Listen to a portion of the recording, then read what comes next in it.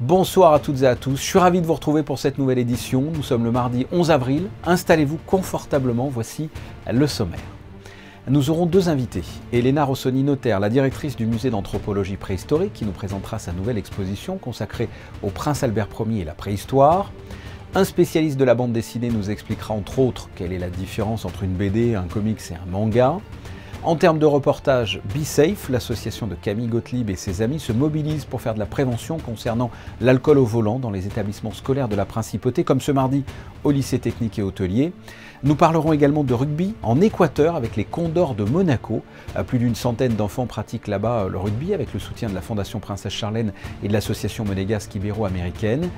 Et enfin, des entreprises monégasques se mettent au vert. Nous vous présenterons deux exemples aujourd'hui. La société Deb Construction qui utilise des matériaux bio pour rénover des maisons et des appartements, ou encore Clean Green qui propose des produits pour laver sa voiture sans utiliser d'eau.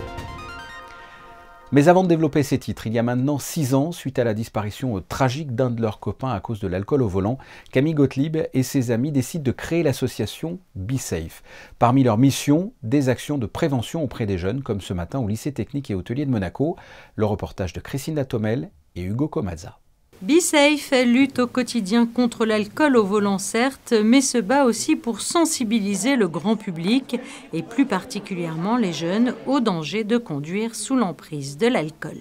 Et je pense que c'est très important, voire essentiel, d'intervenir dans les écoles dès maintenant. En fait, donc là, on a des classes de première. Donc c'est vraiment l'âge critique qui va commencer à avoir des soirées, l'alcool, etc. Ils ont commencé à avoir des scooters, il y a aussi beaucoup les Twizy, les voitures sans permis, donc c'est très important pour déjà sensibiliser dès la première. Nous, on aimerait bien faire même plus tôt, mais c'est vrai que c'est essentiel maintenant dans notre sensibilisation pour Be Safe. Aujourd'hui, c'est une première pour l'association qui s'est rendue entre les murs du lycée technique et hôtelier pour s'adresser directement aux jeunes, car forcément ils seront confrontés tôt ou tard au danger de conduire en état d'ivresse, comme après par exemple une virée nocturne entre copains, des sorties propices à leur jeune âge. C'est une démarche très bien parce que on est en première, donc il y a certains élèves qui vont avoir 18 ans, ou moi j'ai 18 ans, et donc on peut aller en boîte de nuit, et qui dit boîte de nuit dit alcool, et qui dit alcool dit accident. On sait que chez les jeunes, les goodies, ça marche beaucoup. Des porte-clés, on a donné des porte-clés, mais on est en train de peut-être aussi de monter un projet de porte-clés de conducteur responsable, que les voituriers de Monaco voient ce conducteur responsable et disent, voilà, par contre, toi, tu t'es engagé auprès d'une association, tu t'es engagé auprès de tes amis d'être conducteur responsable, je ne peux pas te laisser partir. Moi, si je bois, je ne conduis pas parce qu'actuellement, j'ai le permis pour conduire les Twizy et je ne conduis pas étant alcoolisé. Et par exemple, si je fais une soirée chez moi ou quoi, ils dorment à la maison, s'ils ont bu, ils rentrent pas chez eux. Ou alors c'est quelqu'un qui vient les chercher. Ça nous sensibilise et que ça nous montre qu'il faut vraiment prendre les précautions nécessaires, comme sur le questionnaire, être le capitaine de soirée, ou par exemple, s'il n'y a pas de capitaine de soirée, qu'on ne peut pas, on ne prend pas le risque de rentrer, il y a la navette Be Safe qui sert à quelque chose pour pouvoir éventuellement nous ramener et éviter un risque d'accident. Après avoir répondu à un questionnaire, les élèves ont pu visionner un film sur les dégâts que peuvent engendrer la conduite en état d'ivresse et participer à un atelier de mise en situation grâce à l'utilisation de lunettes simulant un taux d'alcoolémie sur un parcours balisé, des actions qui ont favorisé l'échange et la prise de conscience. Et si vous souhaitez vous aussi soutenir Be Safe pour que l'association continue de ramener vos enfants en toute sécurité, bien n'hésitez pas, que ce soit des dons ou du bénévolat, vous pouvez vous rapprocher tout simplement de Be Safe.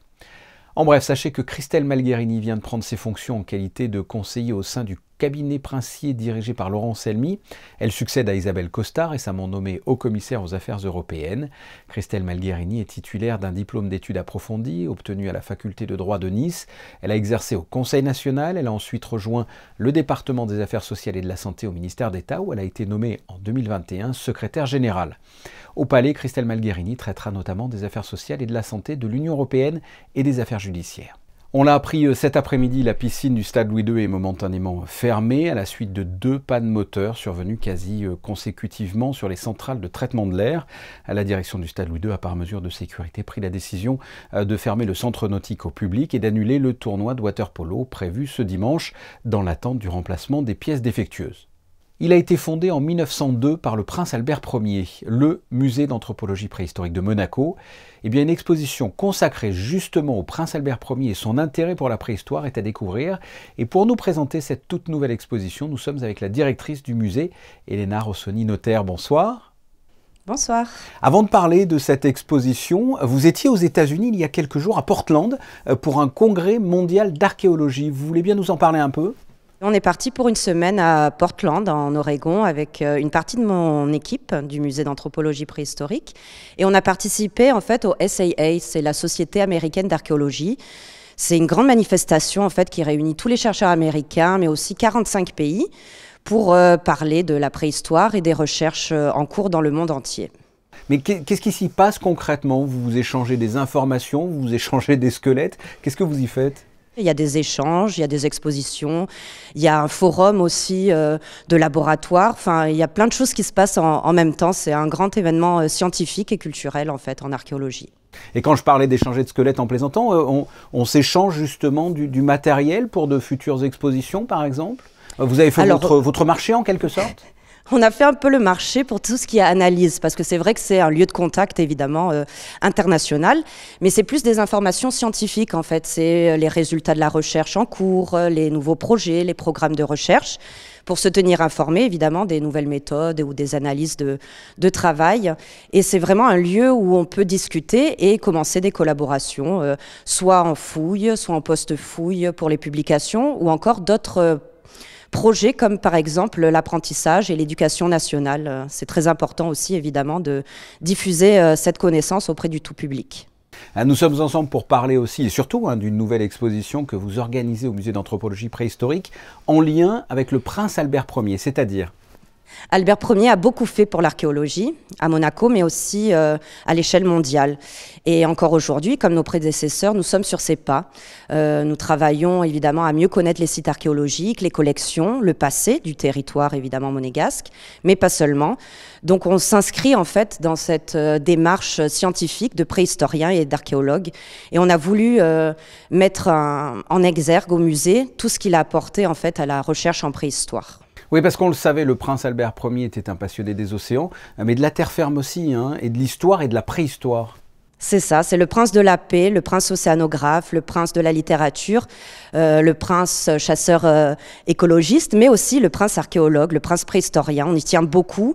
C'est vrai que la communauté des chercheurs le connaissent et le reconnaissent ainsi, mais c'est vrai que le public méconnaît cette facette du prince savant, et on voulait justement la faire découvrir à tout un chacun.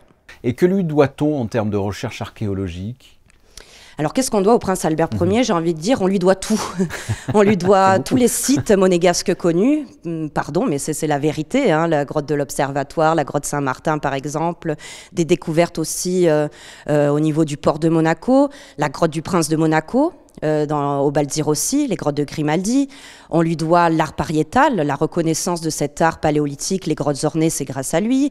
Les inhumations paléolithiques gravétiennes, on est aux alentours de moins 25 000 ans, pareil. C'est grâce aux recherches qu'il a fait mener, parce qu'avant on croyait que c'était très récent. Donc des méthodes et des techniques de fouille aussi, très novatrices. Et évidemment, on lui doit déjà le musée d'anthropologie préhistorique de Monaco, puisqu'il a fondé officiellement en 1902. Exactement. Que va-t-on découvrir durant cette exposition ? On se promène en fait aux origines de la passion du prince Albert Ier pour l'archéologie. On va découvrir qu'il était un homme de terrain, un scientifique, un archéologue et pas seulement un mécène. Ça, on y tient énormément, puisqu'il est allé lui-même fouiller, il a donné ses directives de fouille et scientifiques. Il a bien sûr porté tous les fruits de ses recherches à la parution, donc d'énormes publications qui sont encore aujourd'hui des publications de référence. Et puis on termine avec un petit clin d'œil au prince souverain Albert II, puisqu'ils ont énormément de points communs avec cette passion pour l'archéologie et pour le patrimoine évidemment de l'humanité. Alors on va pouvoir découvrir cette exposition pendant combien de temps? Alors ça sera cette année, donc on va dire jusqu'à la fin de l'année, puisqu'après nous ouvrirons évidemment sur les commémorations du prince Régnier III. Très bien, il ne faut pas oublier, comme vous l'avez précisé, que le musée d'anthropologie préhistorique a été fondé par le prince Albert Ier en 1902. Elena Rossoni-Notaire, merci. Merci beaucoup. C'est l'un des piliers de l'action de la Fondation Princesse Charlène. Au-delà de l'apprentissage, de la natation ou du sauvetage en mer, elle souhaite véhiculer les valeurs du sport et contribuer au développement de la jeunesse. C'est dans cet esprit qu'une école de rugby a vu le jour en 2021 en Équateur. C'est un reportage signé Sylvain Péroumal. Ils ont été baptisés les Condors de Monaco. Au cœur de la capitale équatorienne Quito, plus d'une centaine d'enfants âgés de 4 à 14 ans découvrent et pratiquent ensemble le rugby. Ces jeunes filles et garçons s'évadent ainsi de leur quotidien précaire avec le soutien de la Fondation Princesse Charlène et de l'association monégasque ibéro-américaine. Nuestra finalidad no es crear jugadores profesionales como tal. Nuestra finalidad es dar oportunidades. Es maravilloso, simplemente recibimos tanto cariño, tanto amor, porque nuestros niños lo demostraban, porque nuestros niños se veía en sus rostros que era la oportunidad de sus vidas. Es que son primero 12 familias que se benefician, pero esas 12 familias están regadas en 5 barrios. Cada barrio tiene alrededor de 50.000 habitantes, 50.000 a 100.000 habitantes. Si hablamos de 100.000 habitantes para 5 barrios, estamos hablando de 500.000 personas que se vieron inspiradas por 12 niños para perseguir sus sueños y creer que la perseverancia de verdad, que el trabajo diario, que cada entrenamiento para mejorar o simplemente asistir para poder ser el mejor, funciona. Et pour encadrer ces enfants, 7 professeurs ont été spécialement formés à l'enseignement du rugby en mettant l'accent sur la discipline, le respect, l'intégrité, la passion et la solidarité. Han cambiado y hecho ejercicio, así en la casa pasaban sin jugar, encerrado, pero así a los sábados, otro año era domingo, este año ha estado el sábado. Ahí pasan jugando, ahí disfrutando. Y quisiera que aprendan más y lo que nosotros no teníamos esas oportunidades, por ahí si es que hay oportunidades, si es que Diosito permitan que viajen también a otros países, ese es mi sueño. Mucha disciplina porque cuando ellos se equivocan la pagan todos, eso a mí me ha gustado mucho. Y también el valor del compañerismo, de que, o sea, hay que hacer quedar bien al equipo, uno se compromete, el compromiso yo lo veo como un valor muy importante que han descubierto, sobre todo mi hijo, el más pequeño. Au-delà de ces enfants défavorisés, le principe même de l'école des Condors de Monaco s'adresse plus généralement à tous ceux qui souhaitent partager les valeurs universelles du sport et du rugby dans un esprit de camaraderie et d'amitié. Et cette belle aventure humaine conduira les jeunes joueurs des Condors à Monaco fin avril pour le tournoi Sainte-Dévote, là même où cette jolie histoire est née de l'idée et de la volonté commune de la Fondation Princesse Charlène et de l'association Amis.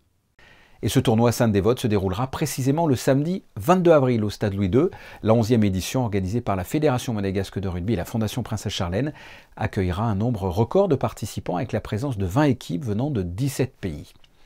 Et le week-end précédent, samedi 16 et dimanche 17 avril, un autre rendez-vous en principauté au Grimaldi Forum, le Salon international du livre de Monaco, organisé par les rencontres littéraires Fabien Boisson. Des personnalités publiques et de grands auteurs seront présents pour cette 12e édition, comme Jean-Louis Debré, Emmanuel Seigné, Claude Puel, Pierre Assouline ou encore au hasard Bernard Werber.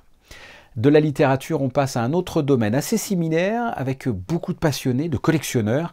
Parlons du 9e art, autrement dit, la bande dessinée, avec notre prochain invité. C'est un journaliste expert en comics. Il donne des cours en ligne sur le site de la Cité internationale de la BD d'Angoulême et de la Fondation Orange. Xavier Fournier, bonsoir. Bonsoir. Comment se porte le secteur de la bande dessinée de façon générale dans l'Hexagone et peut-être même plus largement dans le monde?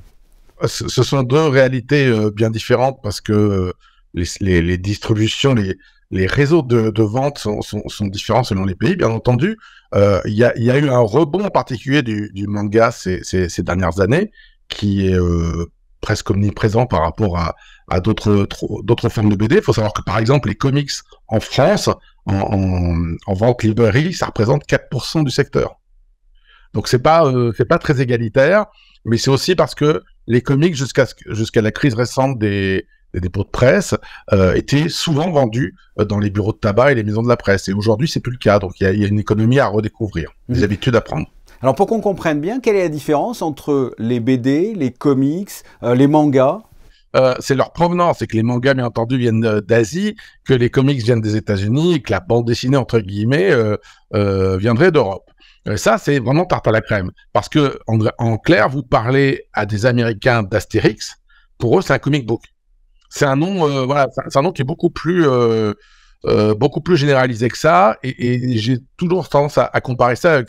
C'est comme si on disait que le festival de Cannes va y avoir un festival du cinéma qu'il faut pas confondre avec le festival des movies. D'accord.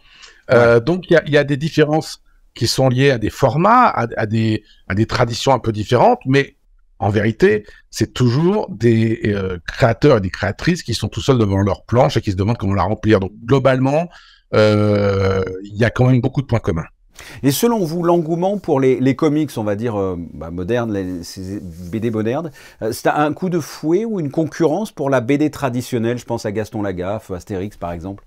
Je pense pas. D'abord parce que Gaston Lagaffe et Astérix sont quand même des références qui sont installées depuis des décennies et qu'elles se portent bien et qu'elles peuvent tolérer un petit peu l'apparition d'autres bandes dessinées.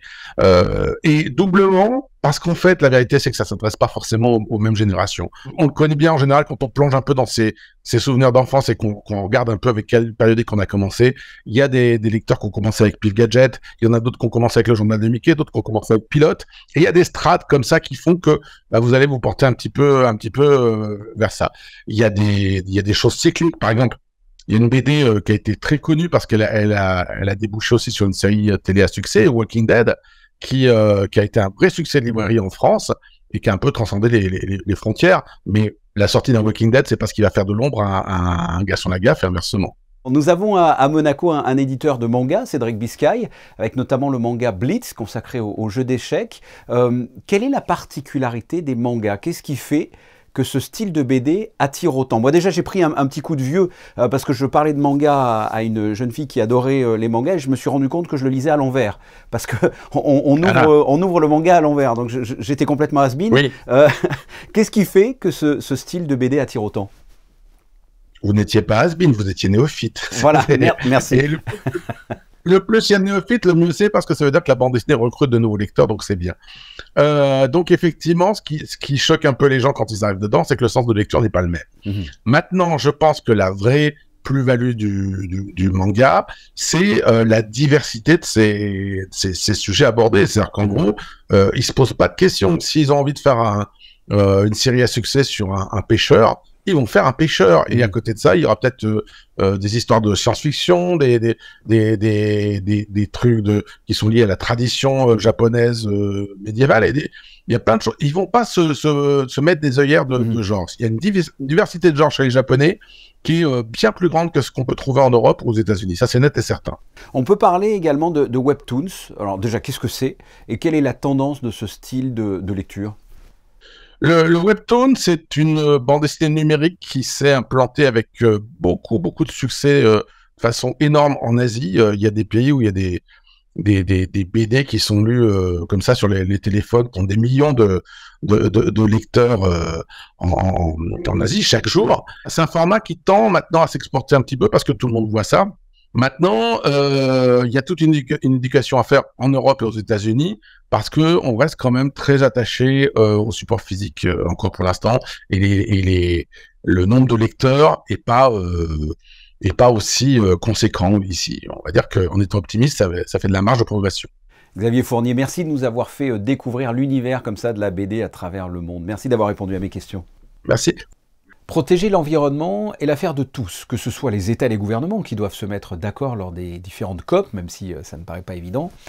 C'est aussi l'affaire de tout un chacun. Nous devons faire attention à notre consommation d'eau, à nos recyclages, sans oublier par exemple la façon dont on utilise nos énergies. Mais c'est également l'affaire des entreprises et des sociétés privées, comme vous allez pouvoir le constater dans ce reportage, avec deux sociétés qui proposent des alternatives. Le premier exemple est la société Deb Construction, installée à Monaco dans la rue de Millau depuis près d'1 an. Cette entreprise propose des services de design et de rénovation d'intérieur respectueux de l'environnement. Deb Construction utilise uniquement des matériaux écologiques comme l'isolation faite en fibres de chanvre ou de lin, les façades qui sont protégées avec du liège projeté ou encore de la peinture faite à base d'huile de lin et des pigments bio.